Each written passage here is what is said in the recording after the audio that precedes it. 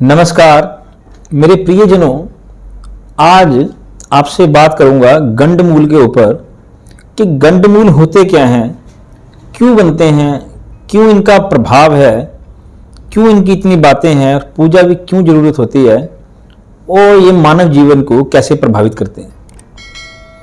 प्रियजनों, हर किसी इंसान को एक चेष्टा होती है पता करने की कि मेरी राशि क्या है। कभी आप जानते हैं कि राशि बिना नक्षत्र के नहीं बनती, और फिर कहते हैं कि मेरा नाम का अक्षर पहला कौन सा है ताकि मैं नाम रख सकूं। अक्सर माता पिता को ये चेष्टा होती है कि मैं अपने बच्चे का नाम किस अक्षर से रखूं या नाम क्या होना चाहिए।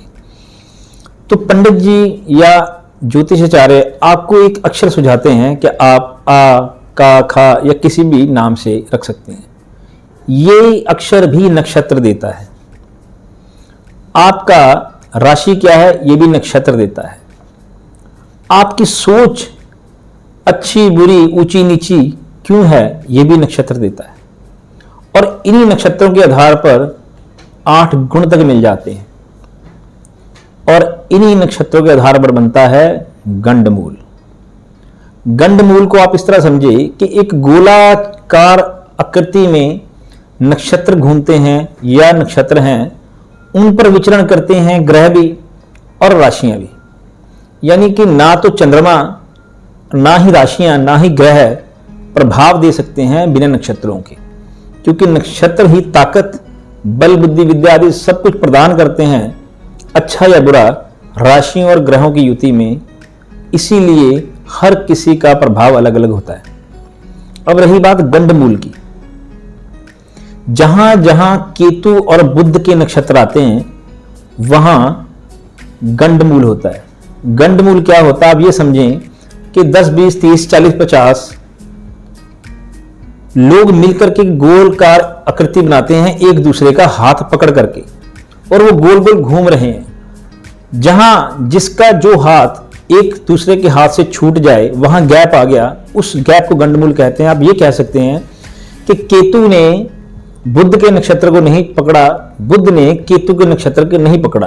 बुध हमारी बुद्धि, केतु के पास तो सर भी नहीं है। बस उस गैप में, उस खाली अवस्था को, उस खाली स्थान के साथ जो चंद्रमा बच्चा पैदा होने पर अपनी अच्छी या बुरी पावर देता है, उसे हम कहते हैं गंडमूल। इसको आप ऐसे समझिए कि जब बच्चा पैदा हुआ, आपका जो चंद्रमा आया वो गंडमूल नक्षत्र को लेकर के आया, गंडमूल अवस्था को लेकर आया। उसका मतलब ये हो कि नक्षत्रों के अच्छे प्रभाव उसमें नहीं आए, नक्षत्रों के बिना या नक्षत्रों की कम शक्ति लिए हुए वो बच्चा पैदा हुआ है। अब उसमें कुछ लोग बात करते हैं कि फला चरण में, पहले चरण में या दूसरे या तीसरे या चौथे चरण में बच्चा पैदा हुआ, कभी माँ को भारी, कभी पिता को भारी, कभी स्वयं के लिए भारी, कभी उसकी विद्या के लिए भारी, कभी उसके कामकाज के लिए भारी, ये शब्द चलते हैं। कभी किसी एक के लिए नक्षत्र, गंडमूल नक्षत्र का प्रभाव देखने में नहीं आया।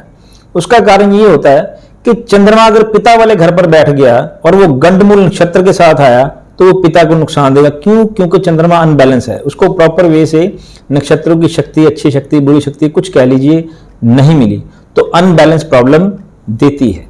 वही नक्षत्र चंद्रमा बैठ गया माता वाले घर पर तो वो माता के लिए भारी होता है। अगर वो स्वयं वाले घर में बैठ गया और स्वयं की लग्नेश की दृष्टि में आ गया तो वो स्वयं पर भी भारी होता है। इसीलिए मैं कहता हूं कि जब बच्चा पैदा हुआ है, बच्चे के पैदाइश का समय आता है, उसी वक्त में भी हम इसको जान सकते हैं कि जिस वक्त में हमें डॉक्टर बोल देते हैं कि आज आपकी इतने बजे तक या शाम तक या दोपहर तक डिलीवरी हो जाएगी, आपको उस वक्त में पूछ लेना चाहिए कि आज गंडमूल तो नहीं चल रहे। आप पहले तैयारी करके रखें। यहाँ आज सूर्य ग्रहण या चंद्र ग्रहण या कोई अमावस दोष तो नहीं लगा हुआ है, क्योंकि ये कहीं ना कहीं परिवार के सदस्य को बुरा फल देते ही देते हैं। आप तब दिखाते हो जब ये 2, 4, 5 महीने निकल जाते हैं, कुछ साल निकल जाते हैं।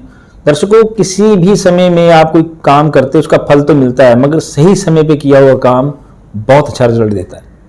आज आपको समझ में आ गया होगा कि बिना नक्षत्र या बिना अच्छी युति नक्षत्रों के इंसान को कितनी तकलीफ होती है। क्योंकि जब चंद्रमा से हम नक्षत्र देखते हैं या चंद्रमा से हम राशि देखते हैं तो हमें देखना पड़ता है कि चंद्रमा जिस नक्षत्र में बैठा है उस नक्षत्र का स्वामी किस अवस्था में है। अगर गंडमूल नक्षत्रों के स्वामी अच्छी अवस्था में नहीं होंगे तो वो बहुत बुरा रिजल्ट देते हैं, इसमें कोई दो राय नहीं है।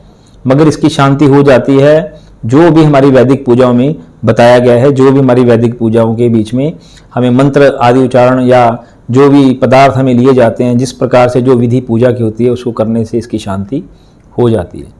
और उसके बावजूद भी इस प्रश्न उठता है कि ये सारी उम्र के लिए हो गया, कि हो तो गया मगर समय समय पर फिर भी गंडमूल ज्यादा नहीं तो थोड़ा तंग करेगा। इसलिए उन गंडमूल नक्षत्रों की शांति के साथ साथ वर्ष में एक बार उनके दान भी कर देने चाहिए। पूजा एक बार, दान हर साल। बहुत बहुत धन्यवाद दर्शकों। आपका इसमें कोई सवाल, कोई शंका रह गई हो, आप पूछ सकते हैं। गंडमूल से डरिए नहीं, समझिए। मेरी जो भी वीडियो आती है उसमें मेरी यह प्रयास रहता है कि मैं उसके पीछे कारण आपके सामने लेके आऊं ताकि आप उसको समझ सकें, उससे भयभीत ना हो।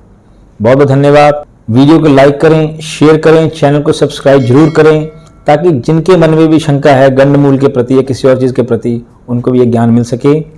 मिलूंगा अगली किसी ऐसी जानकारी के साथ जिसमें चंद्र, राशियां व ग्रह और नक्षत्रों का मेल क्या फल देता है, अच्छा या बुरा, उसकी चर्चा करूंगा। बहुत बहुत धन्यवाद।